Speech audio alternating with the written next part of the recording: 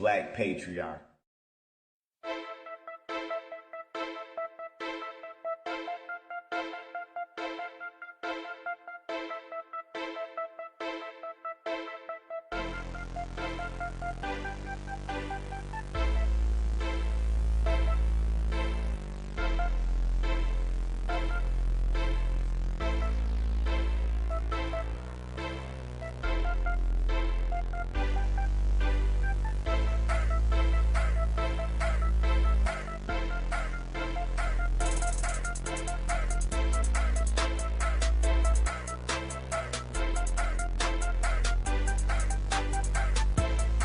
The maker of this video is stupid.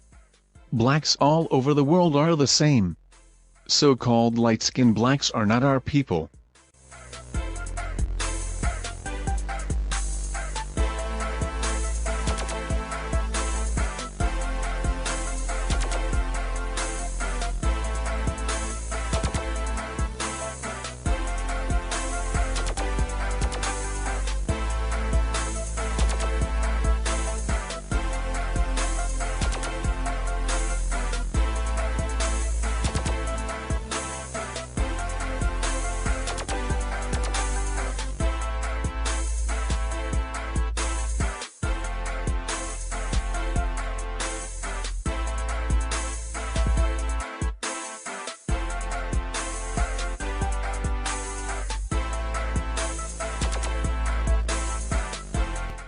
Harvard University had just enrolled a record number of African Americans. And that's not just women.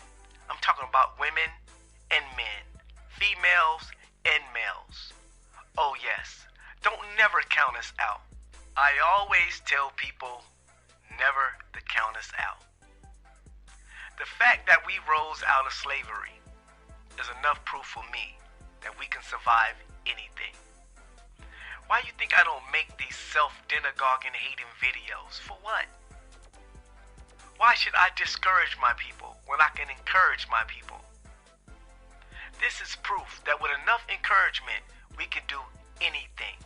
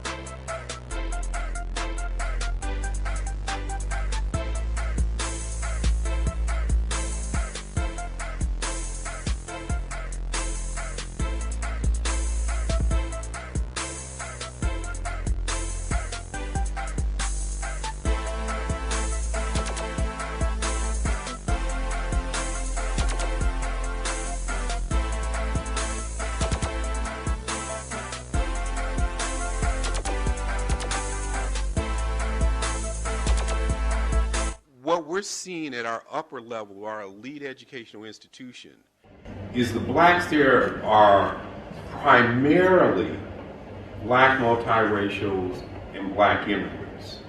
So if you go to Harvard, if you go to Yale, if you go to Columbia, probably less than 20% of the blacks are African American and 80% of them are going to be black immigrants or black multiracials.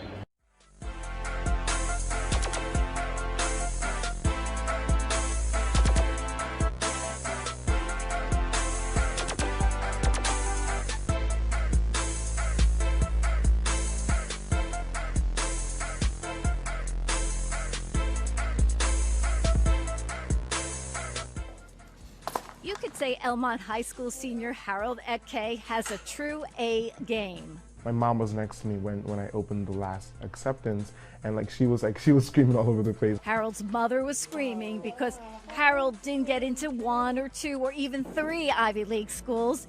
He was admitted into all 8 with almost full scholarships to boot. Never would I have expected to have been admitted into all all the Ivy League universities. It's like getting hit by a brick. Harold is the oldest of 5 siblings. He's also an Intel Science winner, the salutatorian for his graduating class, and scored a 2270 on his SATs.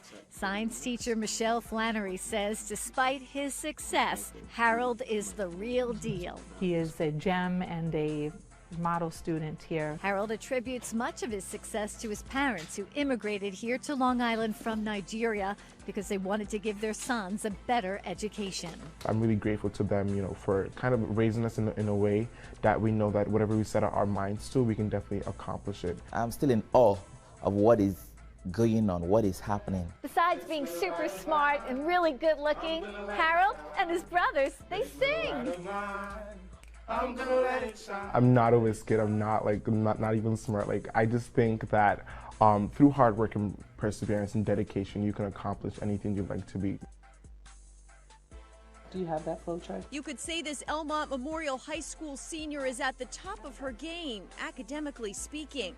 Augusta Uwamanzuna has a 101.6 grade point average. She was an Intel Science finalist, and the 17-year-old has just learned that she's been accepted to all 8 Ivy League schools. Now, Augusta has one big decision to make by May 1st. She's not only been accepted to the 8 Ivy League schools, but 4 others as well: Rensselaer, NYU, MIT, and Johns Hopkins.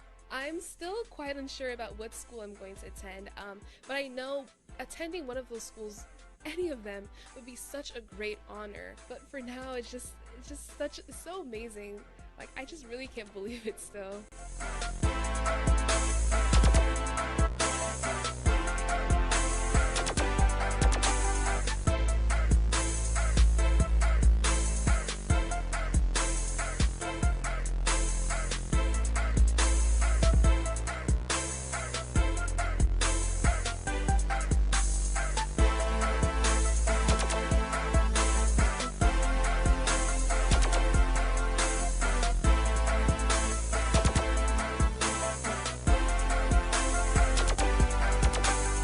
My father was a foreign student, born and raised in a small village in Kenya.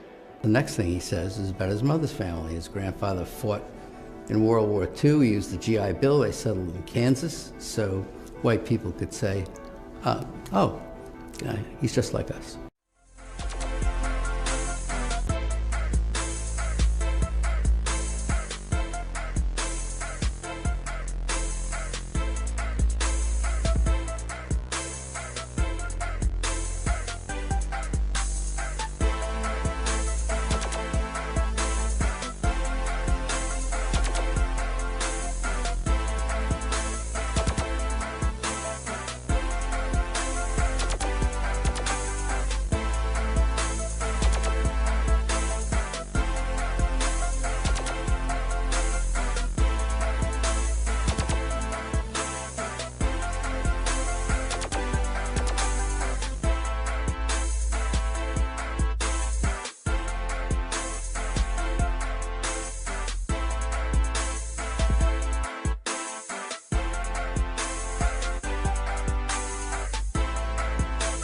You and Mr. Obama are of the same race, but not from the same heritage. Do you feel you are more personally in touch with African Americans than he, because you are a descendant of slaves? I simply observed a fact. I didn't make any conclusions from that fact. I wouldn't do so.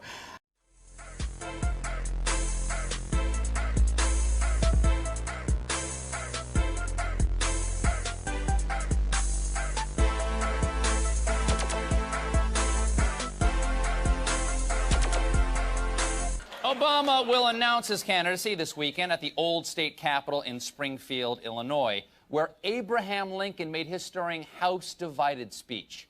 How historic. At a building made famous by the man who freed the slaves, Obama isn't the descendant of slaves.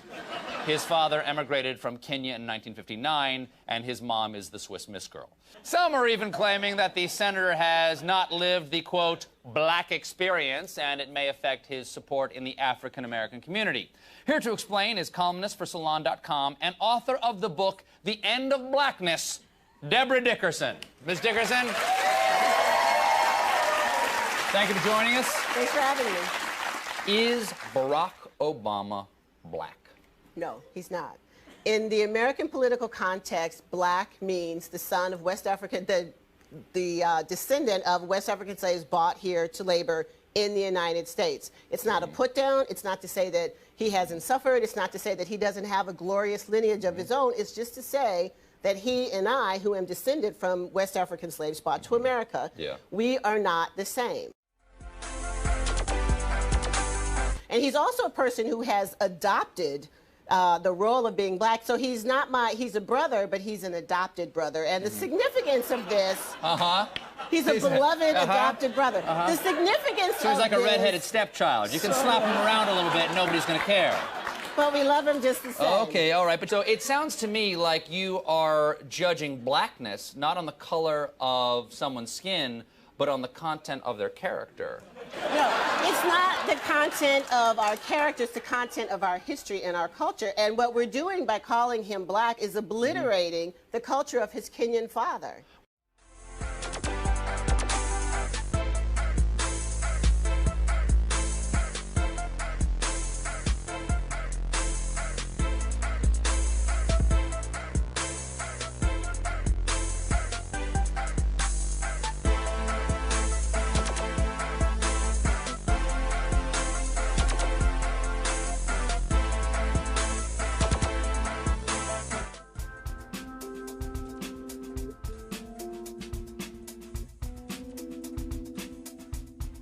Well, I would say that there are many experiences of being black in America.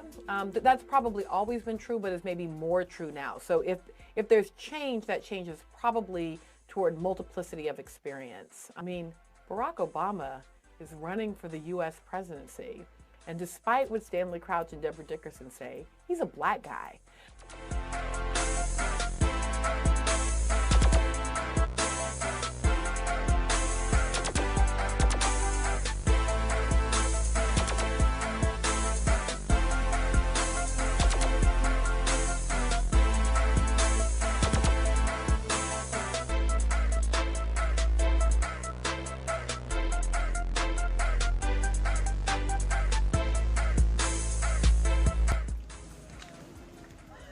Well, I use race as a synonym for ethnicity, or I use ethnicity as a synonym for race. The usual idea of race is that it's a fixed biological category that's inherited from generation to generation, but there's a great deal of subjectivity in race itself. So this is why I prefer to use the term ethnicity. And basically it's a form of identity, you know, thinking about where your ancestors came from.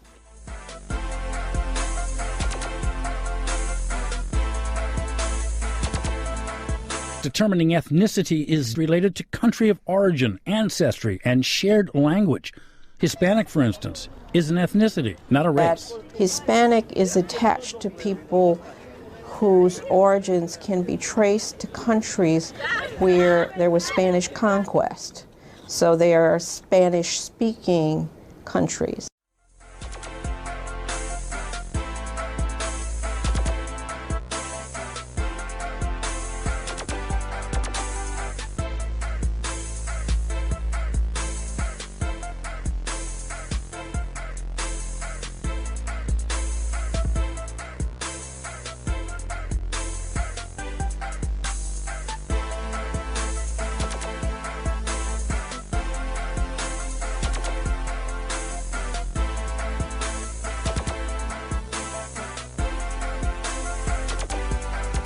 A Fox segment on how Michelle Obama is fair game as long as you stick to the issues. But the on-screen graphic includes the insult, Obama's baby mama, which in urban slang means an unwed mother, often a minority unwed mother.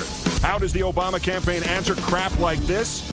Hi, I'm Bill O'Reilly reporting tonight from Los Angeles. Thank you for watching us. Does Michelle Obama dislike America? That is the subject of this evening's Talking Points memo. Campaigning yesterday for her husband in Wisconsin, Mrs. Obama said something that has caused major controversy, and she said it twice. Let me tell you something. For the first time in my adult life, I am proud of my country because it feels like hope is finally making a comeback. Now, the problem with that statement is the words, for the first time in my adult life, I am proud of my country. Perhaps Michelle Obama simply misspoke. That happens all the time when you give speeches, but Mrs. Obama said it twice in two different speeches.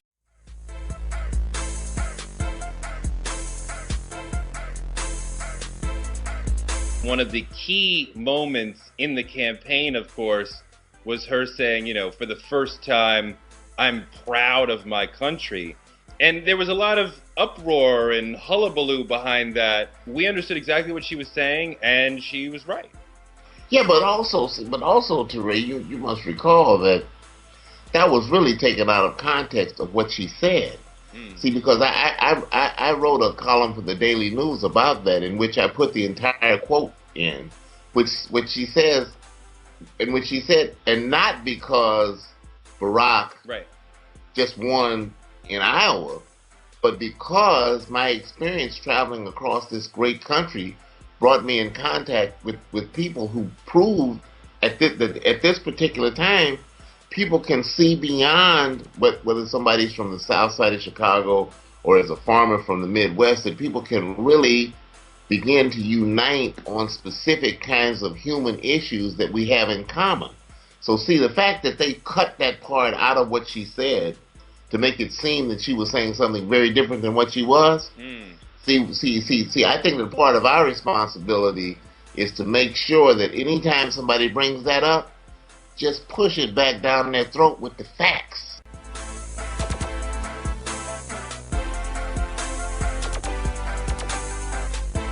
We have supported state terrorism against the Palestinians and black South Africans, and now we are indignant because the stuff we have done overseas is now brought right back into our own front yards. America's chickens are coming home to roost.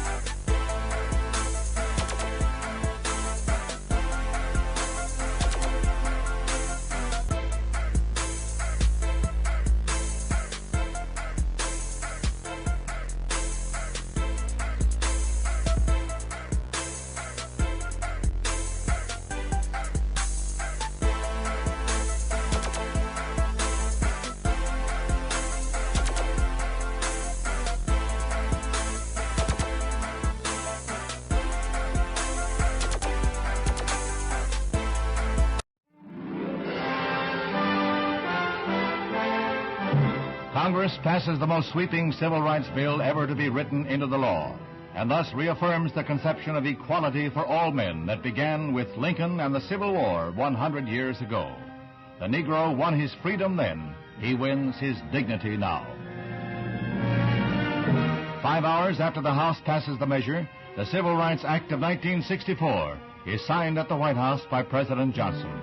Before an audience of legislators and civil rights leaders who had labored long and hard for passage of the bill, President Johnson calls for all Americans to back what he calls a turning point in history.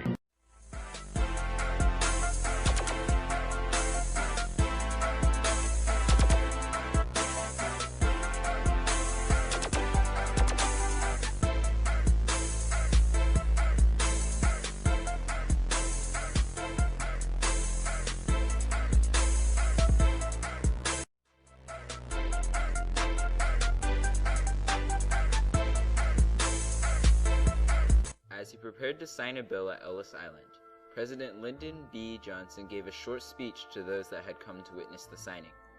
This bill that we will sign today is not a revolutionary bill. It does not affect the lives of millions. It will not reshape the structure of our daily lives or really add importantly to either our wealth or our power. He could not have been further from the truth. The bill he signed was the Hart-Celler Immigration Bill, also known as the Immigration and Nationality Act of 1965. This act marked a turning point in American immigration policy. European immigrants were given a yearly quota of 149,667 people. while Asian and African immigrants faced quotas of 2,990 and 1,400 people, respectively. Shortly after Kennedy's assassination, the Immigration and Nationality Act of 1965 was proposed by Representative Emanuel Seller and co-sponsored by Senator Philip Hart. It was also supported by Senator Ted Kennedy. Representative Seller, himself the grandson of immigrants and a strong opponent of the 1924 Immigration Act, had once said that one of the things he cared about passionately was immigration law, and he thought that the bill would help to end discrimination due to place of birth. People who opposed the immigration policy of 1965 to a good extent wanted to keep the ethnic makeup of America consistent and without any drastic changes.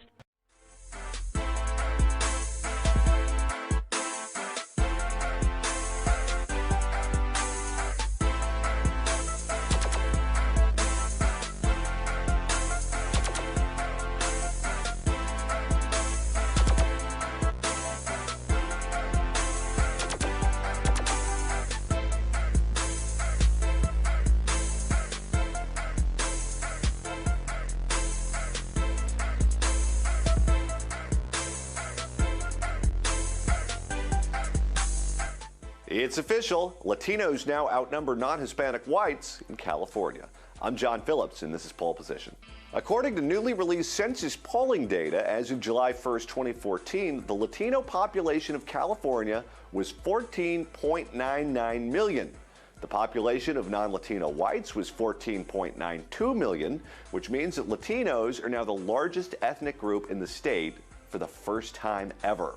In 1970, there were only 2.4 million Latinos living in the Golden State. By 1990, that number had more than tripled to 7.7 million. Last year, 2014, the number was all the way up to almost 15 million. Nationally, the Latino population has risen from 12% of the population in 2000 to 17% in the latest numbers from last year. That may not seem like much, but Latinos accounted for 56% of the total increase in population in the United States in the decade between 2000 and 2010. For a long, long time, Hispanics were in this position, no? with politicians, actually like asking for things, and now they're starting to change that position and just stand up straight and just demand things from the political process. And that, to go from this to this is just a couple of inches, but it's absolutely crucial when it comes to how relevant a certain population becomes in a country. And that's what we are seeing very clearly with Hispanics in the United States. My name is Claudia Botero, and I'm a reporter here at Univision Channel 34 in Los Angeles. I'm very proud of being a Latina. I'm Colombian. I came here when I was 8 years old, and I've definitely seen this huge change. People did not want to speak the language because they didn't want to have an accent. They were afraid of being discriminated. Now, we don't care because that is not happening as much here in California. Now we want to speak our language. We want everybody to know that we're very proud, and we're going to continue speaking our language, obviously learning English as well and assimilating into this country, but not forgetting where we came from.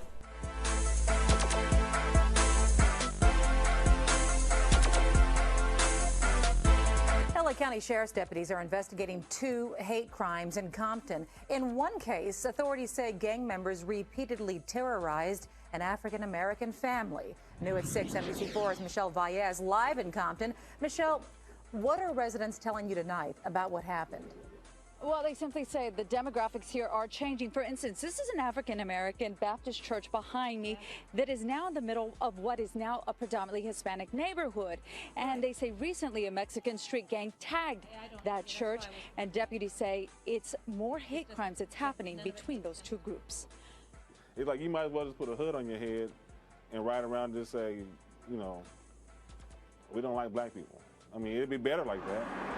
LaFrancis says the racial street war continues in Compton, differing from block to block. Sharon Smith says her black neighbor couldn't even walk home one time. He was trying to come home after work but he was chased home by Mexican Americans. Then there was New Year's Eve, 153rd Street. Deputies say Mexican gang members threatened a black man walking home, beat him up. 30 minutes later, up to 20 Mexican gang members surrounded his home, threw a beer bottle through the window, shouted the N-word, and told them they couldn't live there because of their race.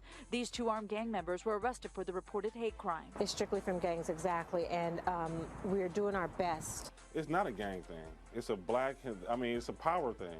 And nothing new, LaFrancis says, who claims he was jumped by 10 Latinos in 10th grade. But what is changing are the demographics and the crackdown on hate crimes in the area.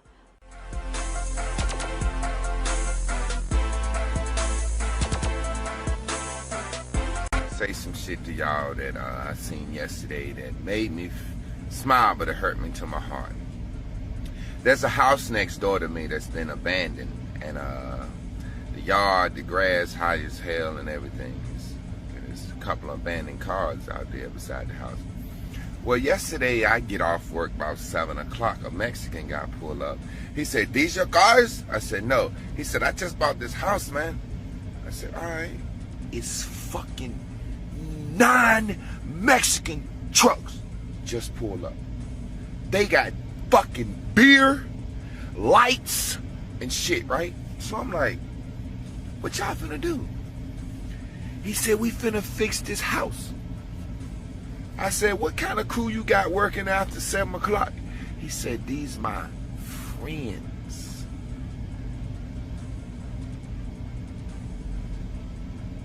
The fucking house is fixed this morning.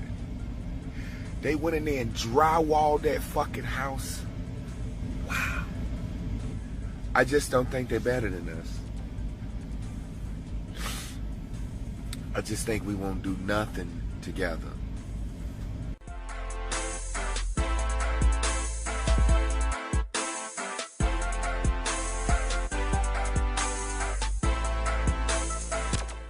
But so the biggest thing, one of the biggest things that are going to drive us in this underclass structure is that you're going to have an unending influx of immigrants into the country. And that's what Dr. Price is talking about. And nobody, no black politician, no black organization wants to deal with that issue. They will avoid it at all costs, even though in their hearts they know that's one of the biggest problems for black folk. We anticipate in the next 10 to 12 years approximately 8 to 6 million Hispanics coming into the United States and 41 million Asians. You have been the majority minority for 400 years in this country. You have been the number 2 population for 400 years. You're going to get kicked out of being number 2. You're going to go down and become number 4. Now, common sense, even a 3rd grade education would tell you, if you didn't get anything when you were number 2,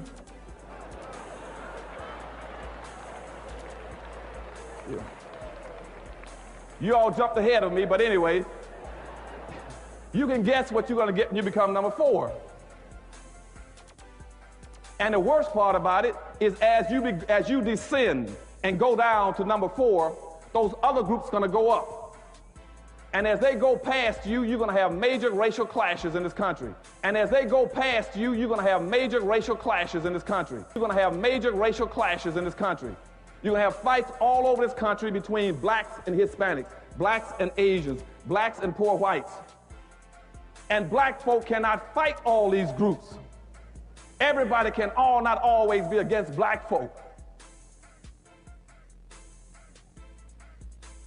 They know that we are vulnerable and we are defenseless. And we cannot fight those groups. Because you see, they didn't come into this country with the legacies that we are stuck with. Everybody in America has an advantaged position but black folk. But all are in a state of denial. But they're going to keep running these games on black folk.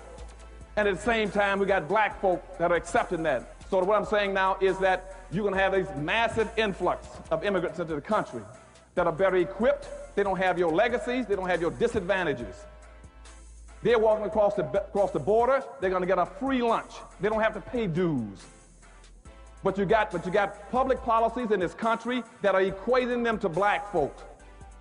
They're equating them to black, and what we've allowed them to do starting in 1970 is to wrap themselves in black folks' suffering and pretend somehow they suffered along with black folk. And what they are doing What they're doing is coming to the country and doing what we've never been allowed to do and we've never been bright enough to do in some senses, is to build your own communities. You gotta build your communities. You see, every group that when they leave their homeland, the last thing they do is look in the mirror. They look in the mirror and says, I'm going to America. And I'm gonna go to America, I'm gonna find me a community or neighborhood. Or I'm gonna build one with people who look like me. And so that's why you go all over this nation, where they're coming out of Asia. You will find Vietnamese towns all over California, little Cambodias. You'll find a Chinatown in every major city. You'll see the Hispanics come in, they'll build a little Mexico, a little Havana, a little Hialeah.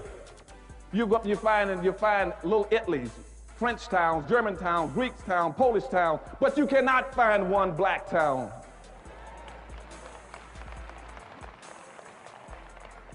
And we are the only people that keep trying to integrate. We're the only people, rather than looking in the mirror and saying, I see somebody that looks like me, I want to go find and build me a community of people who look like me. We're doing just the opposite.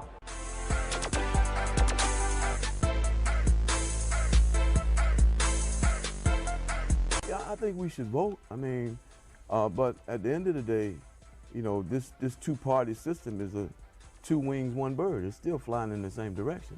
And so I think we've been fooled into thinking, Martin King said, that don't join either party. He said, use both of the parties if they support your interests. He said that if you can get the Republican Party to support your interests, then deal with the Republican Party. He said, but don't give your allegiance to either one. What happened after King died was people like Jesse Andrew Young and all those guys under the civil rights industrial complex system, they took the civil rights movement and threw it into the Democratic Party. We've been stuck there ever since. Cornel West, where's our Reverend Jesse Jackson? Left to right. What a blessing to be here. What a blessing to be here today on this sunshine day. We want the world to know that we got a movement in place that says we want immigration reform now, and we gonna get it now. Oh yeah.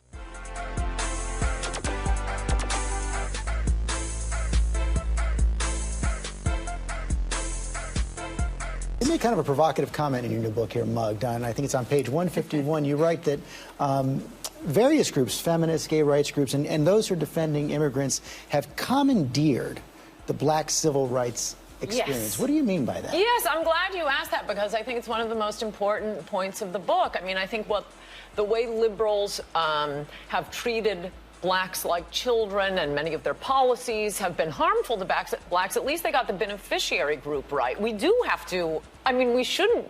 There is the legacy of slavery and Jim Crow laws. We don't owe the homeless. We don't owe feminists. We don't owe women who are desirous of having abortions, but that's, or gays who want to get married to one another. That's what civil rights has become for much of the left. They dropped the blacks after 5 minutes. Immigrant rights are not civil rights? No, I think civil rights are for blacks. No, I think civil rights are for blacks. If Republicans don't do something with immigration, and if Republicans are so far away from Latinos, they're going to lose not only this election, they might lose the White House for generations. The future. And Texas to turn from That's why the Democrats are dropping the blacks and moving on to the Hispanics, because they're a larger group of Hispanics now.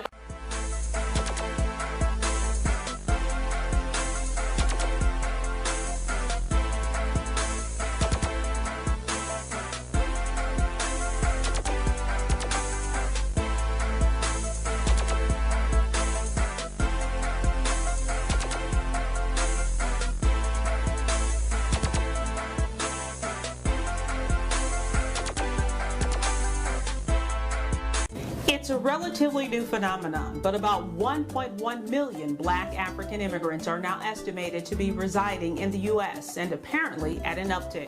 Comprising 3% of the U.S.-born population, yet hold a majority when it comes to new visas. So why is that, and just what that immigration has looked like over the past few decades? Today, there are about 1.1 million black African immigrants to the U.S., among the largest group of immigrants to the United States, having grown 200% in the 80s and 90s, over 100% in the 2000s. They reside in major metropolitan areas, particularly like here in the districts. The diaspora is growing. According to the Migration Policy Institute, instability in some African countries has been a chief motivating factor.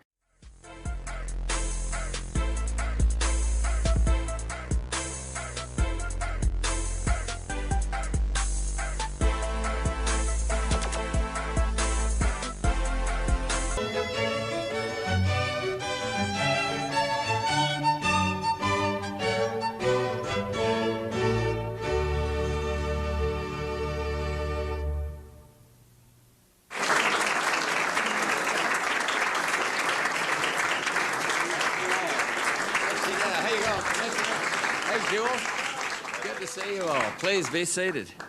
Thank you very much for coming, everybody. And first, may I salute the Attorney General and Secretary Ed Derwinski, and also welcome the distinguished members of Congress who are with us today, Senator Kennedy and Senator Thurmond, Senator Simpson, Senator Simon.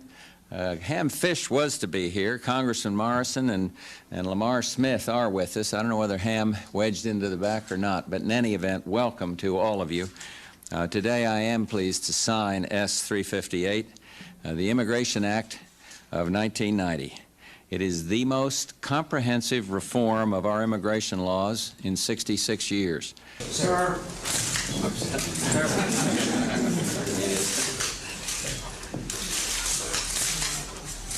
There we go. Well done.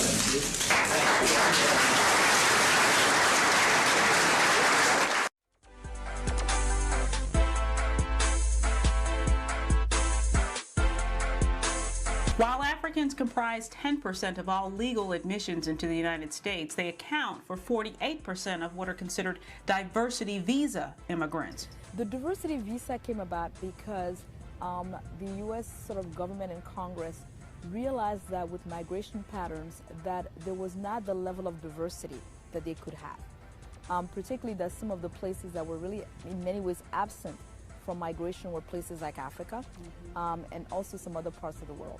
And so they came up with the diversity lottery as really as a means to diversify the migration that was going on. And I would say certainly since the diversity lottery came in place in 1990 or so, it has benefited tremendously in terms of Africa. It has benefited African immigrants tremendously. Yeah, so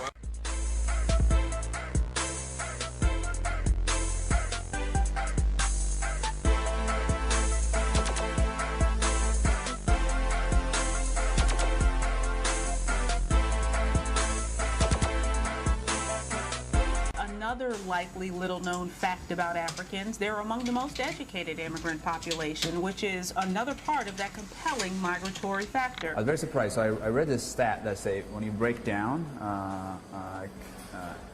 communities in the United States and you look at the most educated subgroup within the United States, more than any other category, it's not, it's not Caucasians, it's not Asian Americans, it's African immigrants in the United States. It was very surprising.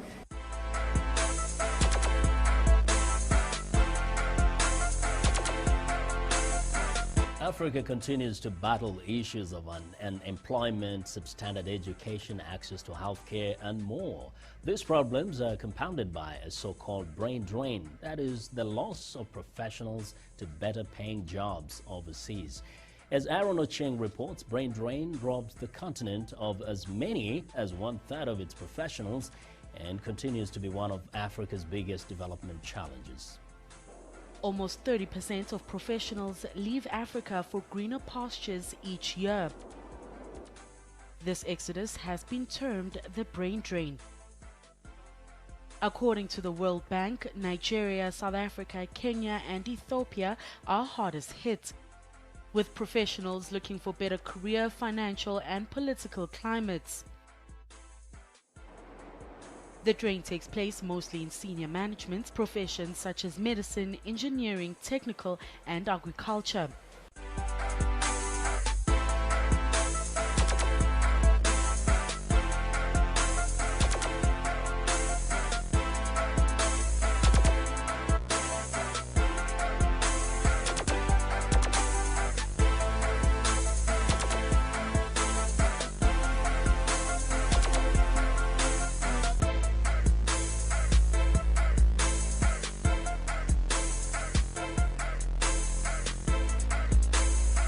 Civil rights has been in the news lately, and there is no question that many African Americans feel they are still being denied the same opportunities as white Americans. John Stossel went out to sample opinion. Is there less racism now? No, more. More now? Yeah, I think so. It's hidden. And Malcolm X said, if you stick a knife in my back 6 inches and pull it out 4 inches, that's not progress. Racism still exists. It still exists. It still exists, and it's got to stop. And everybody's talking about it's better than 1948 when I was born. Yes, it is, but guess what, folks? Marginal.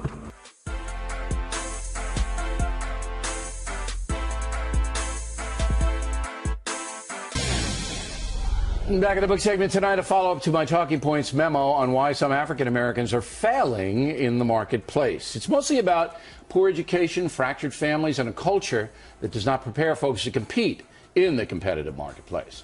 To make that point, I compared African Americans to Asian Americans. According to the Bureau of Labor Statistics, unemployment for Asians, 4.5%, 11.4% for blacks, 5.3% for whites. Out of wedlock births, 17% for Asians, 29% for whites, a whopping 72% for blacks.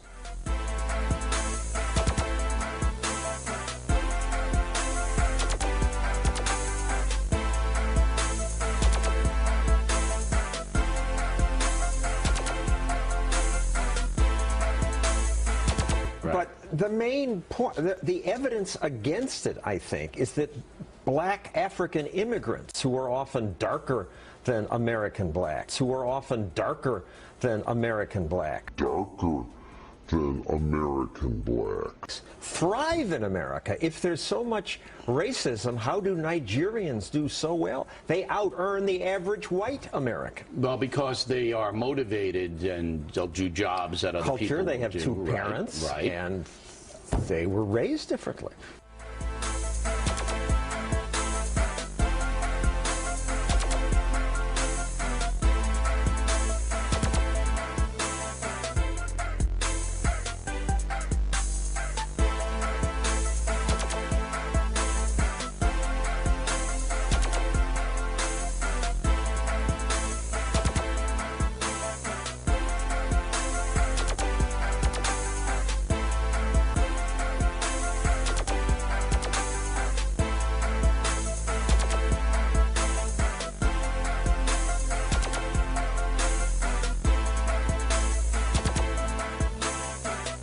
If black men really want to make it, it's going to be them doing it themselves. See, the black male is behind really bad. Really bad. I don't think it's recoverable, in my opinion. Hopefully more Africans and Caribbean people come to America and, you know, increase the population to a point where we can make the black males that are suffering from this mentality a minority. Like I said, there's been a lot of propaganda throughout the years to get African people to be ashamed of being called African people. So the only way African liberation is going to be successful, people, is through the global effort of all Africans around the globe. You will be surprised how many cultures can trace their DNA back to Africa, people. We're talking about Middle Easterners, Indonesians, Australians, even we got brothers and sisters up there in Canada. And in case y'all didn't know, Mexicans and Hispanics are African people, okay? Go back to the race thing one more time. You know, we understand that, you know, as African Americans, yes, we're not racially pure, so to speak. But the move would be in that direction. You know, the move would be bringing in some Africans who got blacker genes, or bringing in some Caribbean blacks or some Haitians who got some blacker genes, and making it blacker and blacker and blacker and blacker and blacker. You know, to the point where, you know, it's not an issue anymore.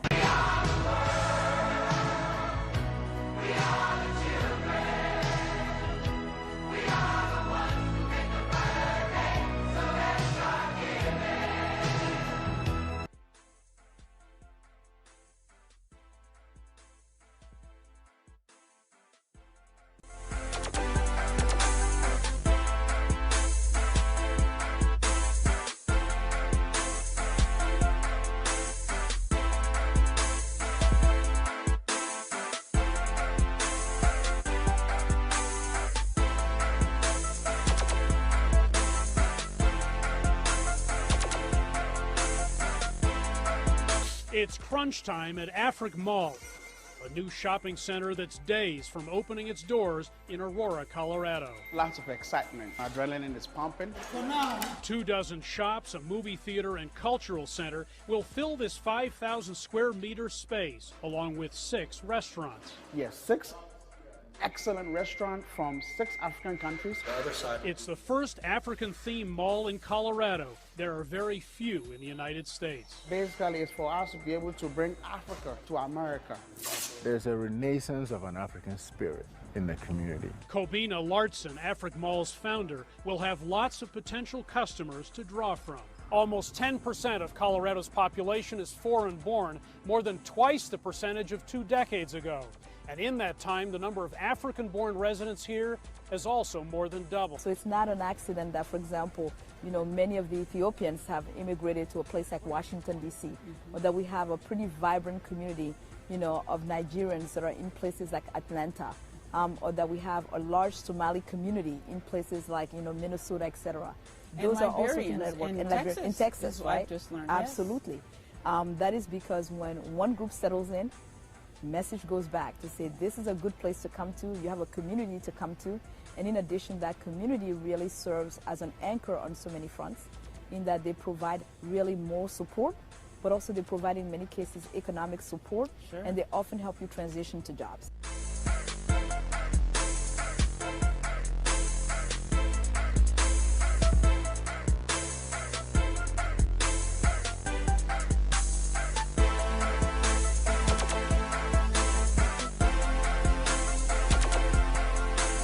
But here's the thing, and I got into a debate with an African professor. It was a very friendly debate, but it was a public debate because she said that sometimes Americans or Europeans romanticize Africa, and they think everybody in Africa loves each other, everybody gets along.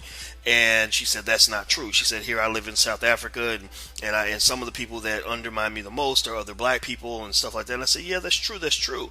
I said, however, if you're in a place where the majority of the population is black, you're still going to have enemies. You're still going to have haters, or whatever people want to call it. You're still going to have people that undermine you, but at least they're undermining you for some reason other than the fact that you're black. In the United States, you have people where the first thing they notice about you when they see you is that you're black. That's it. And at that point, everything else is uphill because you're constantly trying to prove to them that you're a decent person, that you're an intelligent person, that you're a capable and competent person, etc. We get denied jobs because we're black. We get thrown in prison because we're black. We get shot down in the street because we're black.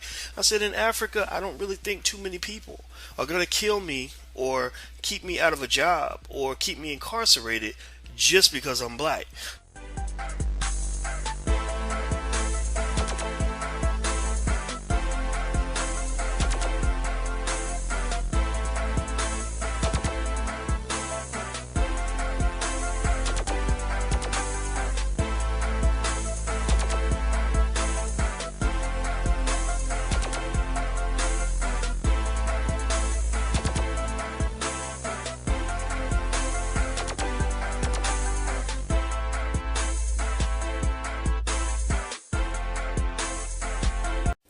And now to our second leading story, we head to Cameroon.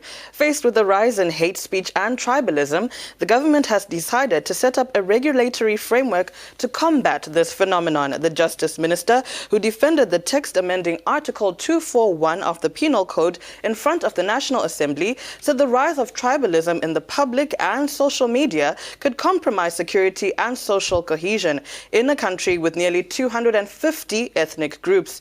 Well, as Sierra Leone prepares for polls, concerns are rising over negative ethnicity. It's being reported that local politicians are playing on ethnic passions to win support. Local media regulator Sierra Leone's Association of Journalists has released a statement condemning such acts, especially posts made on social media. Sierra Leone has about 16 ethnic communities, with the Temne and Mende being the largest. This will divide the whole nation. Since the start of campaigns, they have been preaching tribal politics. This has divided the nation into two. Everyone has taken sides. This has created fear because you imagine coming to the market and ending up on the side where you don't belong. So you just don't want anything to happen to you. So I condemn it. What happened to you? Tribalism is like it's almost like racism, but with tribes. So African tribes mainly, because we live in Africa, but it could happen anyway, as far as I'm concerned. There's a certain violence that comes with tribalism. We hate each other, guys.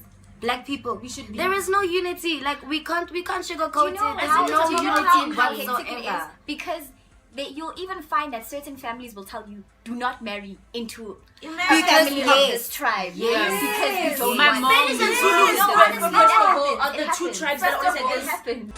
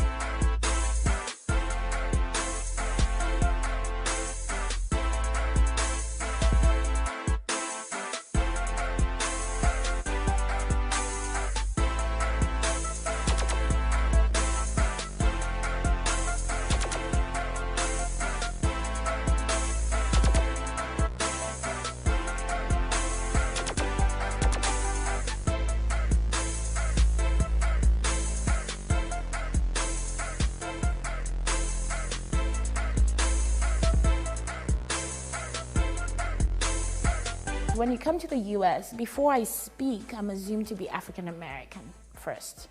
And then when I speak, then I have an accent. And so where do you come from?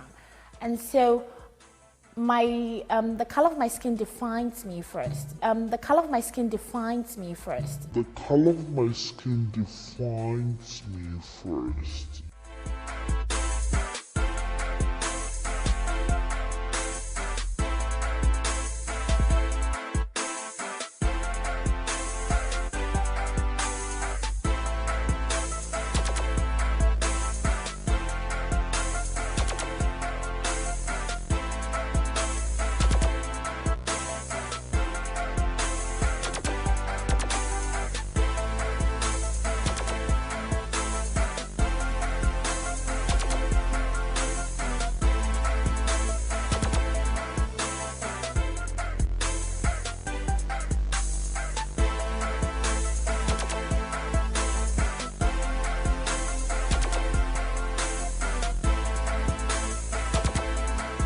To talk about the whole Beyonce / Sarah Baartman controversy. So what happened is that the other day, it was announced that Beyonce was slated to play Sarah Baartman. And for those of you who don't know who Sarah Baartman is, she was a woman who was enslaved and brought over to France and all through Europe because she had an exceptionally large butt. She came from a tribe in South Africa, and a lot of these white men who saw her, they really looked at her body as some type of odyssey. So they promised her money and fortune and fame and everything else, and they basically tricked her into coming with them to Europe. So she ends up traveling all through Europe, and they end up prostituting her. Men would just sleep with her, treat her any type of way. She was literally a walking freak show. People would just come and just stare at her, stare at her butt. This young woman, Sarah Baartman, ends up dying at the age of 25. And she ends up dying from like all types of diseases and STDs and everything. She lived a really, really horrific life. And up until 2002, the French government, they kept her private parts in a jar. They also kept parts of her anatomy. They had like this big sculpture of her. So it's just really a really sad story. Where the controversy comes in is that the other day was announced that Beyonce was slated to play Sarah Baartman. So when folks heard this, people started going off on social media. People were going off on Instagram and on Twitter and saying that Beyonce has no business playing this role. A lot of South Africans were mad.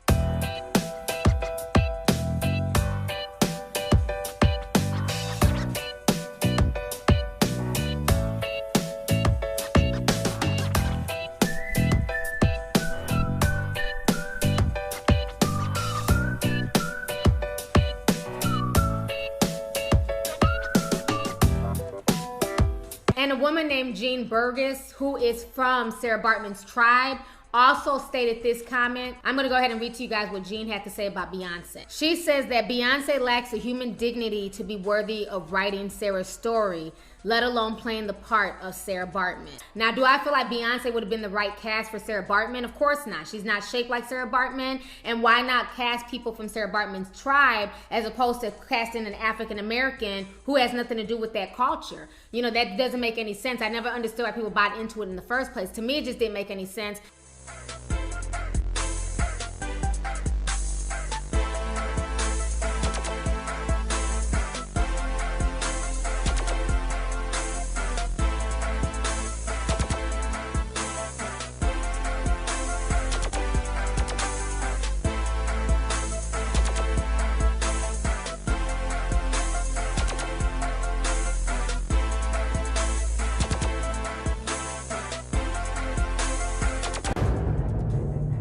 Mr. President, in the South, there have been thousands of racially motivated murders. We need your help. Dr. King, this thing's just gonna have to wait. It cannot wait. You got one big issue, I got 101. Summer it is. Here is the next great battle. Selma's the place, and they ready. Dr. King! I tell you, that white boy can hit. You will not tolerate agitators attempting to orchestrate a disturbance in this state. It is unacceptable that they use their power to keep us voiceless. Those that have gone before us say no more. People actually say they're gonna kill our children. They're trying to get inside of your head.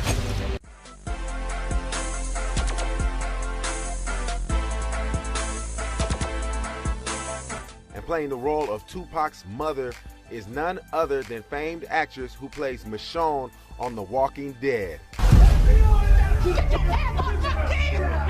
Son, this ain't just about you.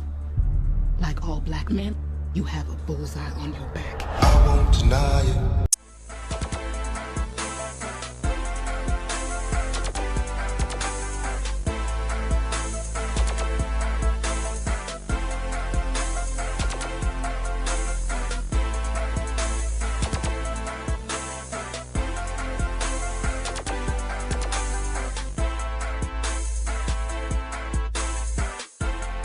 People are taking note of Representative-elect Mia Love, the first black Republican female to ever claim a seat in the U.S. House of Representatives. Former Utah Republican Party Chair Thomas Wright says she is a natural ambassador for the party. And so that's the exciting part about Mia Love is she can take us, the party, into places that it's been hard. We've had a limited reach to share those great conservative messages that we know are great for the country. Her story is captivating the nation, and a new biography produced locally is providing a compelling look into her life.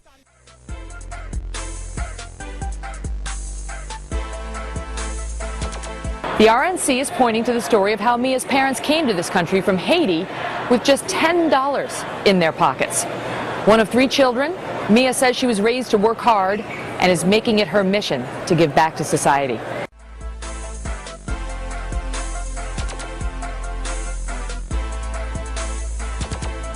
About reparations, get this very firmly fixed in your mind. You're not here for a parlor discussion. It's not something to talk about that's nice. If you don't get reparations, black folk, you're through in this country. Let me be that very specific for you. You see, what's happening to black Americans is that black Americans have been systematically, socially engineered into the lowest level of a real-life monopoly game. You do not own and control a sufficient amount of anything to be competitive in America. And you've been marginalized now for 400 years. You're getting ready to be buried. You can get buried underneath a whole broad groups of ambiguous groupings. That's everything from culture groups, language groups, and gender groups. You're going down. It's no longer an issue. You better get reparations and get it fast.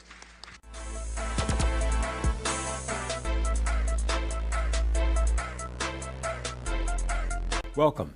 The young man you're about to meet is out to change how we think and talk about race, and he just might do it, beginning with this cover story in the new issue of the Atlantic magazine.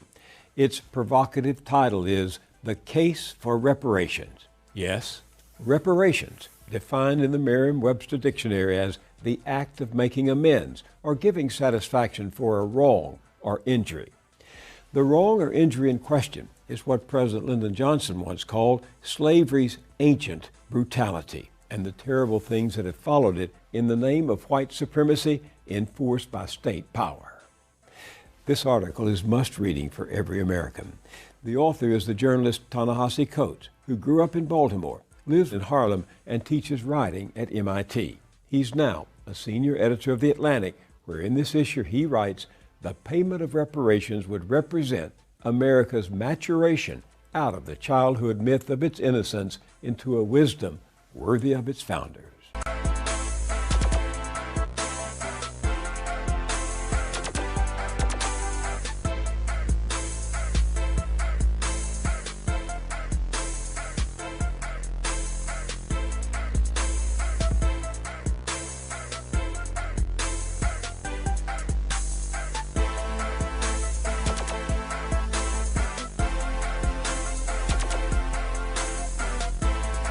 He is an African American, or he is an Should we American. think of a new name for what he is? We do. We need a new name because what about there's nouveau black? You know, late to the scene blackness. Well,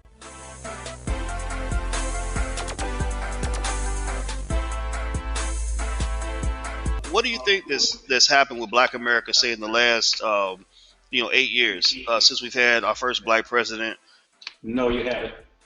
As a matter of fact, you're deteriorating. As the Obama administration has done more bad than they've done good for black folk. They simply prioritize a whole new flock of fabricated immigrant groups and minority groups that are putting them over black folk. We're in a world of trouble. And the biggest thing that Obama has done is injurious to black folk. The mere fact that he was publicized as being a black president. He's not a black president. He's an African American. He's not a black American. There's a distinct difference between an African American and a black American. And he does not fully understand the nature of black folks.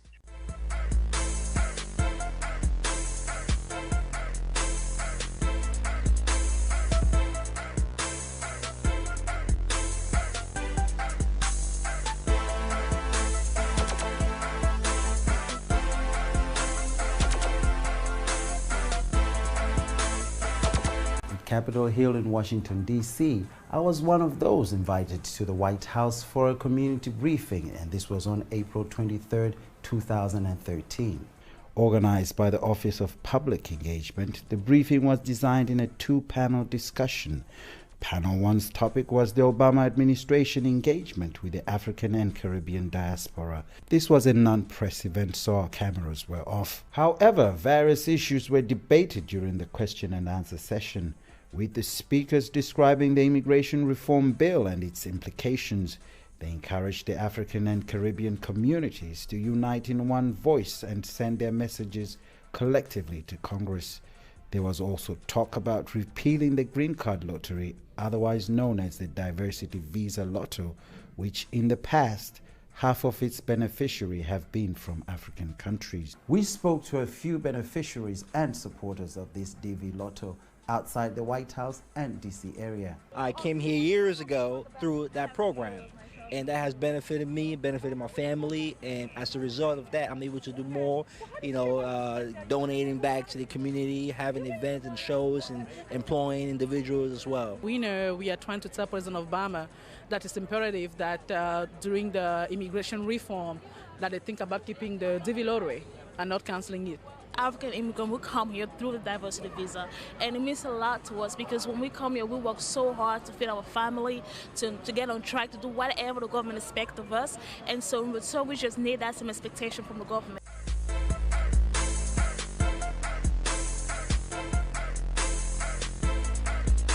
We just came back from the rally at the White House, so right now we want to give a pledge form for Chuck Schumer to fill out. He says he's for Africans. He has 500,000 Africans in New York City. We want to find out from him, so many other state and local elected officials have signed the pledge saying that they support the diversity visa, including Congresswoman Corinne Brown, and I have the form right here, as well as the Philadelphia City Council. So we want to find out from the senator, what is he going to do for the New Yorkers, the hair braiders up and down Fulton Street in Harlem, the cab drivers, the doctors, the African students, and yeah, that's what we want to find out.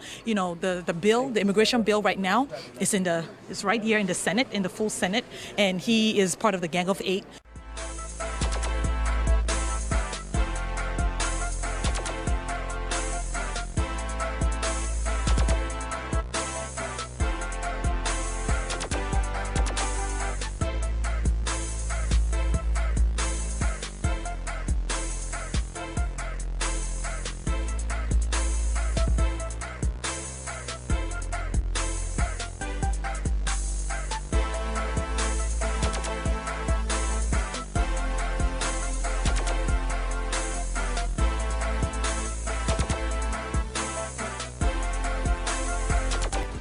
story I'm about to tell you about causing a lot of tension online and is trending. A textbook company going to rewrite a section in one of its school books after a mother's complaint on Facebook went viral. So Roni Dean Burren took issue with this passage. It reads, quote, "The Atlantic slave trade brought millions of workers from Africa to the southern United States."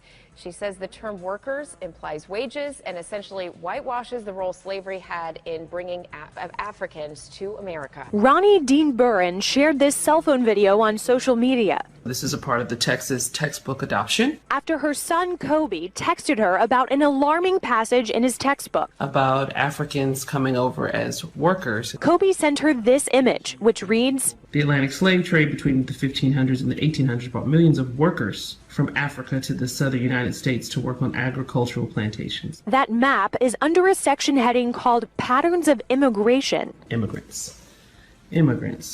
Yeah, that word matters. In the next section, the text mentions English and European people, many of whom came as indentured servants to work for little or no pay. So they say that about English and European people, but there is no mention of Africans working as slaves or being slaves. It just says we were workers. Dean Burren contacted the publisher, McGraw-Hill, to express her concerns. The company responded on Facebook, saying in part, "We conducted a close review of the content and agreed that our language in that caption did not adequately convey that Africans were both forced into migration and to labor against their will as slaves. We believe we can do better." The company has agreed to change the digital version of the book immediately and will correct the text in the next printing of this particular book. Dean Burren was thrilled to get such a quick response from McGraw-Hill, posting on social media, "This is change, people. This is why your voices matter." She encourages other students and parents to speak up.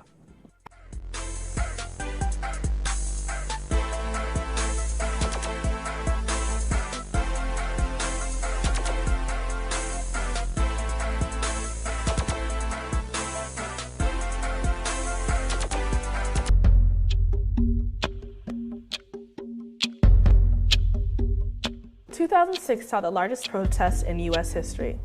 Over 2 million people across the country took to the streets for immigrant rights. I was very concerned. There was just a huge absence of black immigrants and African Americans. And as a black immigrant serving or working in the African American church and community, that was pretty alarming to me. My concern in 2006 was that the immigration issue was an issue very dear to African Americans.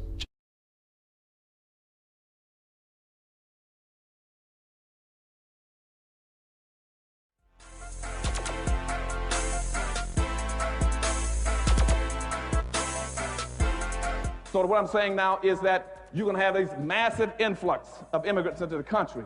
But you got public policies in this country that are equating them to black folk. They're equating them to black, and what we've allowed them to do starting in 1970 is to wrap themselves in black folks' suffering and pretend somehow they suffered along with black folk.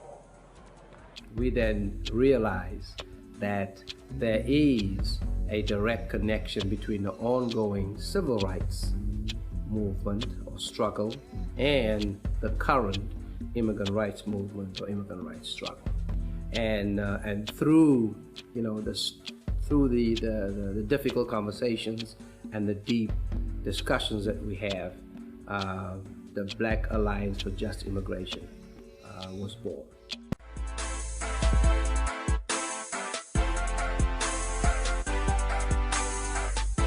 There is the legacy of slavery and Jim Crow laws. We don't owe the homeless. We don't owe feminists. We don't owe women who are desirous of having abortions, but that's or gays who want to get married to one another. That's what civil rights has become for much of the left. They dropped the blacks after 5 minutes. Immigrant rights are not civil rights? No, I think civil rights are for blacks. So the major problem with the anti-immigrant movement is that it undermines and effectively reverses the gains of the civil rights movement.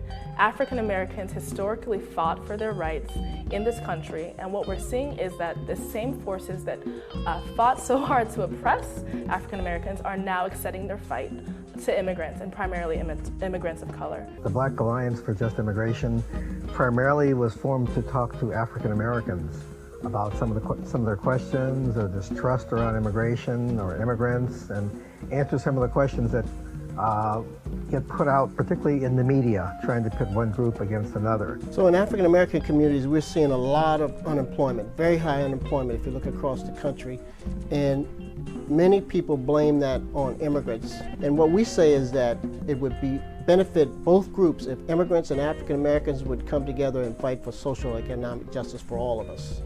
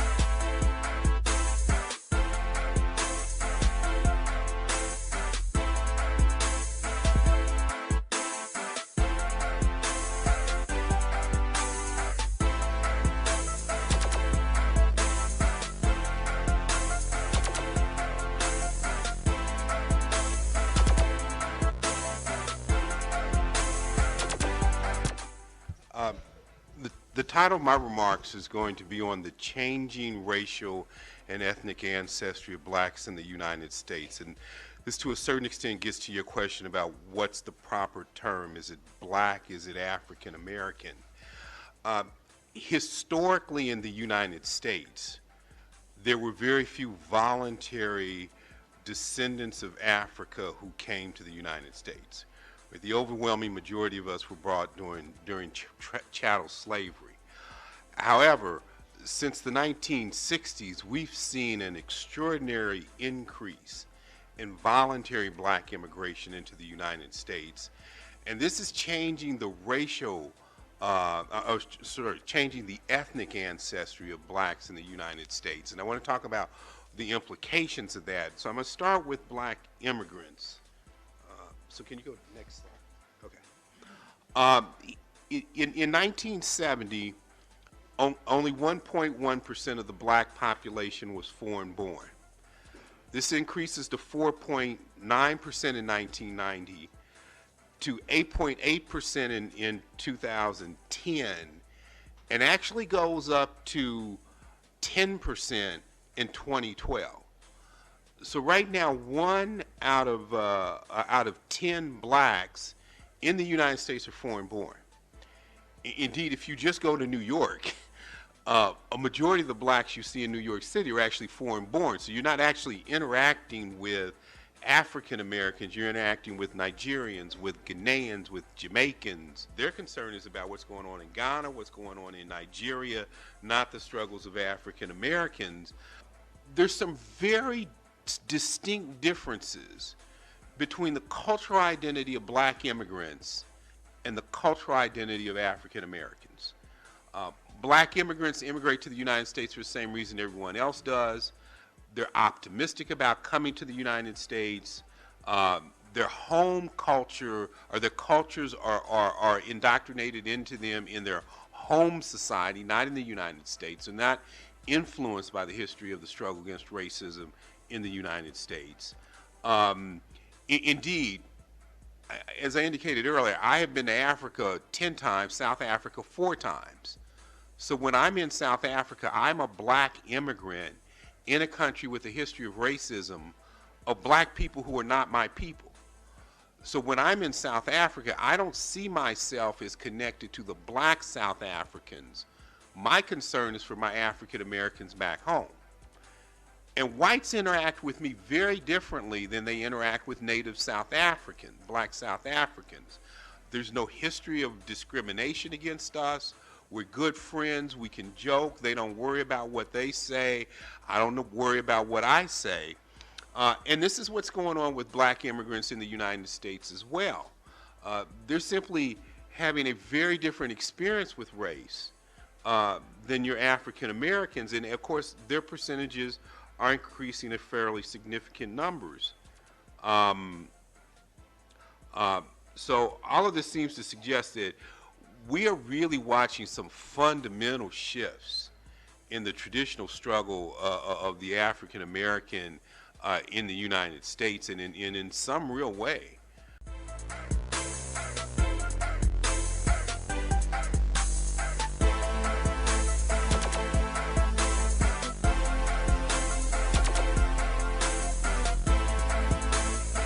I had a teacher one time who was African, Nigerian to be exact.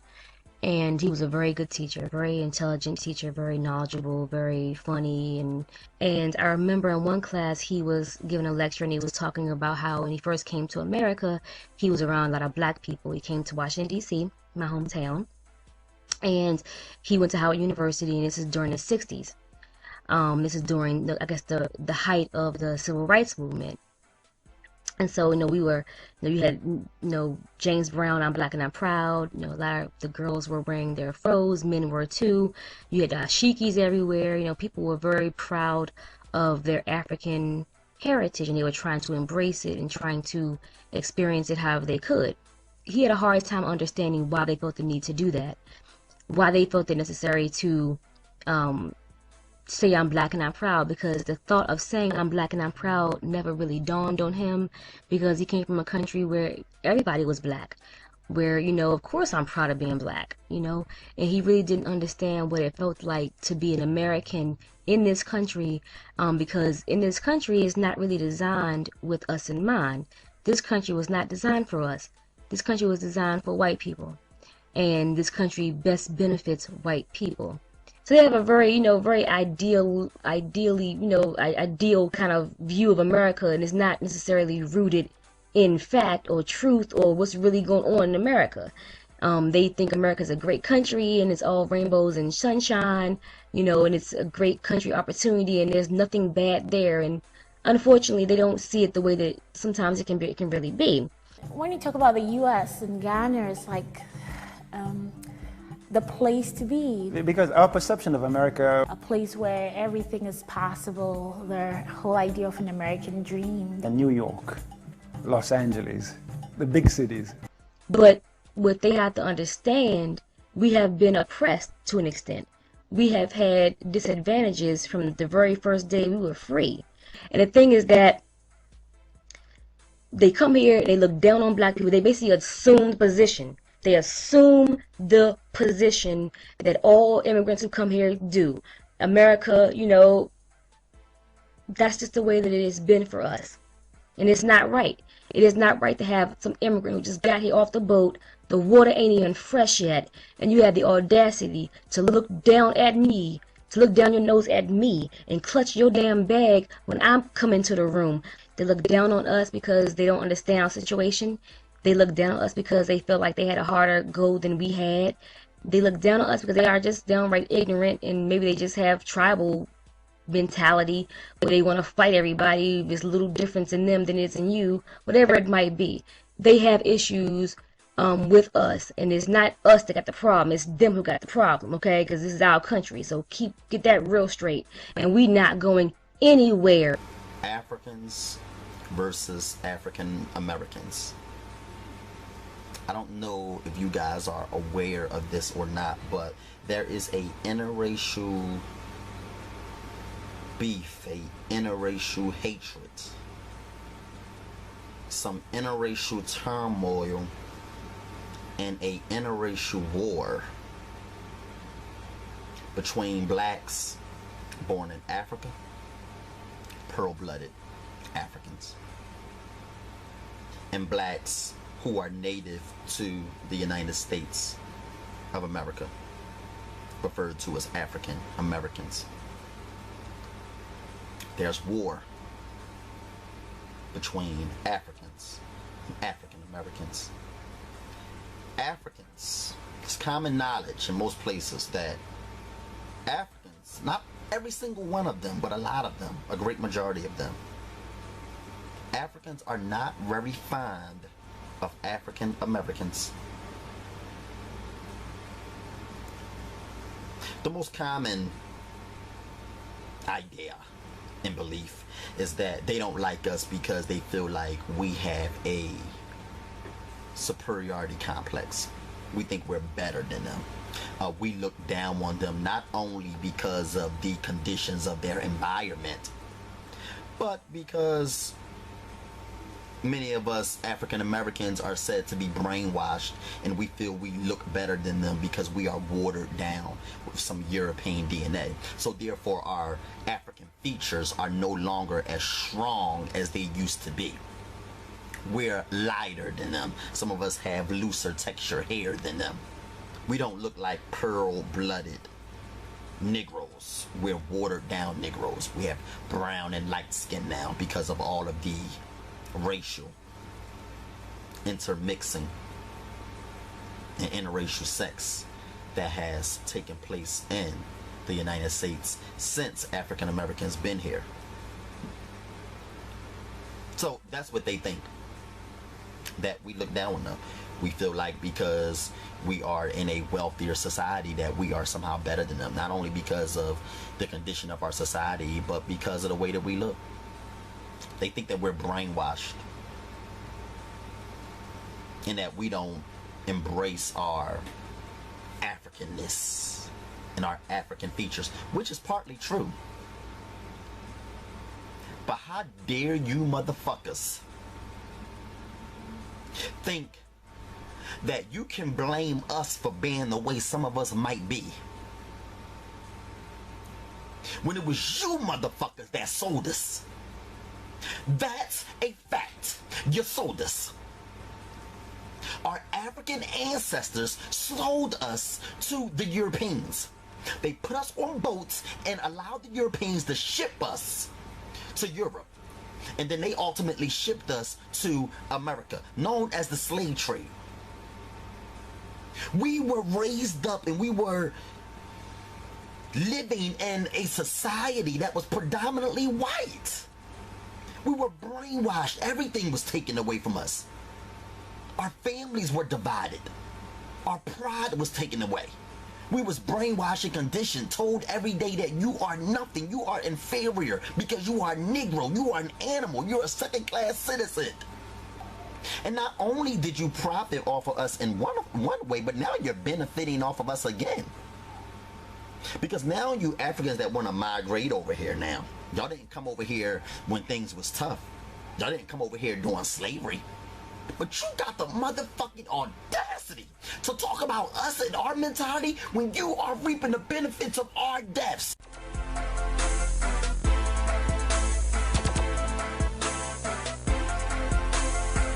When you look at this kind of dichotomy between the young black youth here and the young black immigrants that come here, talk about that dynamic. I mean, there's a little bit of adversary relationship going on with regard to the stereotypes and misnomers around that, right?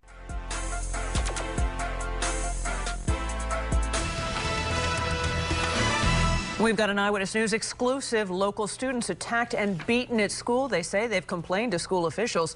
Eyewitness News reporter Phil Lipoff is live in Elizabeth with more for us. Phil? Well, Dinah, we spoke to 10 students today, 9 girls, 1 boy. They all say they have been jumped, beaten, attacked senselessly for no apparent reason.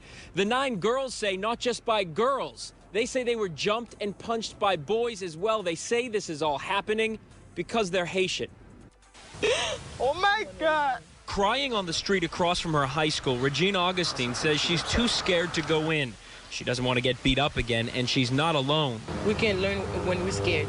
This group of Haitian juniors and seniors have had enough. Just 2 days ago, Carlene Jean was surrounded by a group of boys and punched in the face on school grounds, her lips still swollen. The principal says he has video of the attack and is in the process of identifying the boys involved. I just want them to stop the fighting.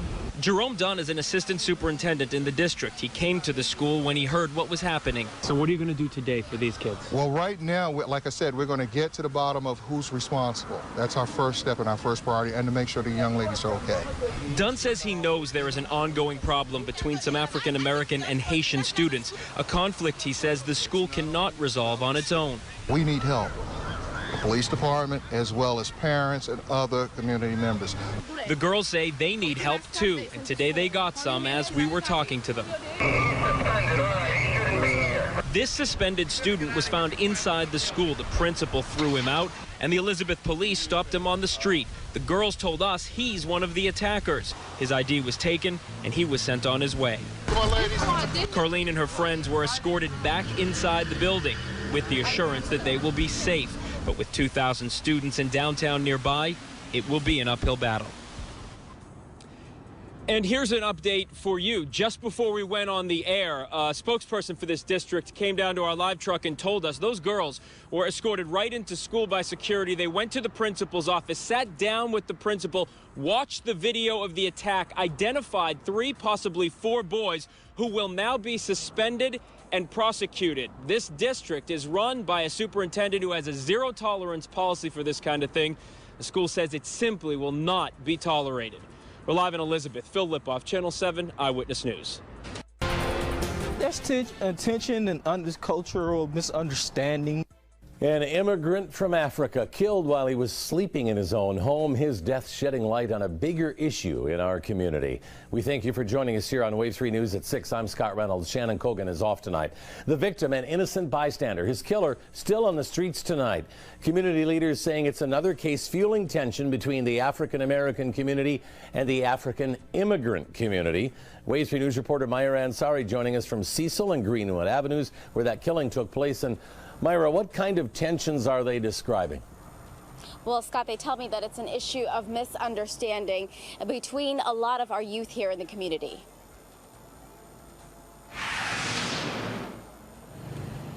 Tuesday morning, 5 bullet holes in this house. 33-year-old Ethiopian native Zememphis Tekli killed in his sleep. To go like this is heartbreaking. November 2008, Mohammed Abdul Rahman, an immigrant from Sudan, killed inside his store, New York Fashions.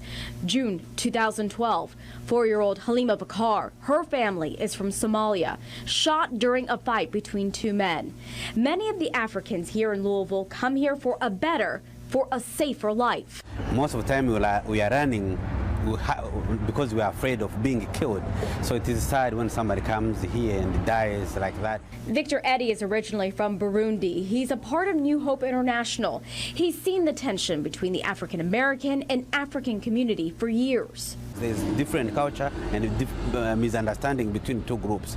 Community activist Christopher 2X says the divide exists in the housing projects, where Africans and African Americans live side by side, but with very different lifestyles. Some young blacks who lived in the neighborhoods and been living there essentially all their lives would mock them as far as their clothing wear and some of their cultural practices, if you will, and this could lead to tension. And then some of the young blacks would feel that some of the African immigrants wouldn't understand their struggle. I grew up in the Smoketown community in Shepherd Square. Lavelle White saw how Africans were treated when he lived in the old Shepherd Square housing complex. He says many were harassed for speaking a different language and for the way they looked. The kids make fun of that and don't understand that they don't dress like them. And that was a big barrier that they're facing in school and the community. And community activist Christopher 2X told me that there is a lot that the African immigrant and the African American community can learn from one another. Coming up tonight at 7:30, another community activist, Jera Muhammad, and Brothers Helping Brothers, they'll be holding a meeting to talk about the recent violence that we've seen here on Cecil Avenue. Reporting live from the Chickasaw neighborhood, Myra Ansari, Wave 3 News.